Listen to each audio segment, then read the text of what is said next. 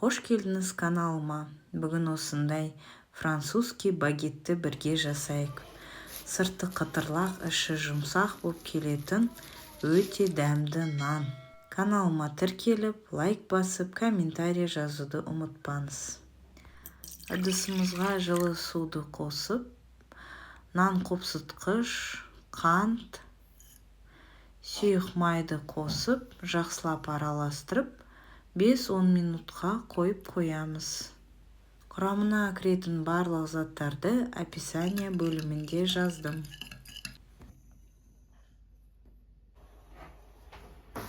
Содан кейін тұзымызды қосып, онды електен өткізіп, қамырды елейтін боламыз. Қамырды 5 минут аралығында қолымызбен елейміз. Қамырымыз кілегей болып шығады.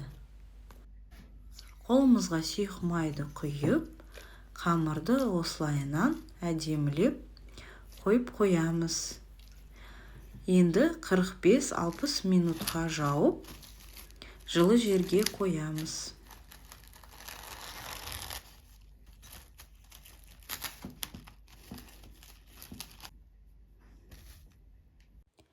Қамырымыз дайын болды. Осылайынан әп-әдемі болып көтеріліп, енді оны 3 бөлікке бөлетін боламыз. Қамырымыз жақсы болып иленді. Өте қолға ыңғайлы, жұмсақ, өз формасын ұстап тұратын, әрі де қолға жабыспайды.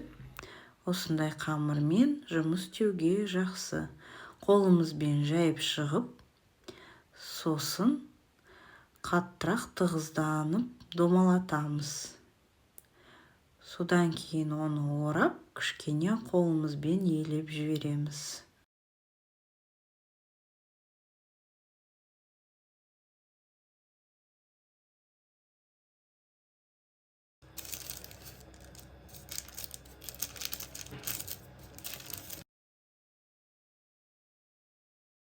Пергамент төселген листке багеттерімізді қойып, тізіп, үстінен онды сеуіп, өткір пышақпен үстінен тіліп шығамыз. Содан кейін 30 минуттай қойып қоямыз.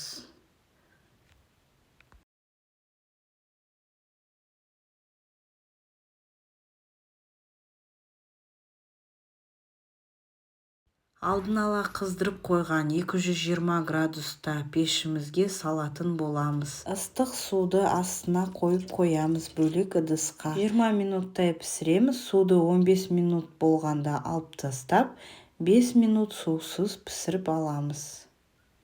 Багеттің сырты қытырлақ, іші жұмсақ, дәмі керемет болып шығады. Бұндай французский багетті жеген де арманда, жемеген де арманда. Өзін осылай турап жесеңіз де өте дәмді, бутерброд жасасаңыз да өте керемет дәмі болып шығады.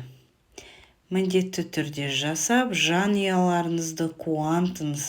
Сізге видео ұнаса тіркеліп, лайк басып, комментарий жазуды ұмытпаңыз.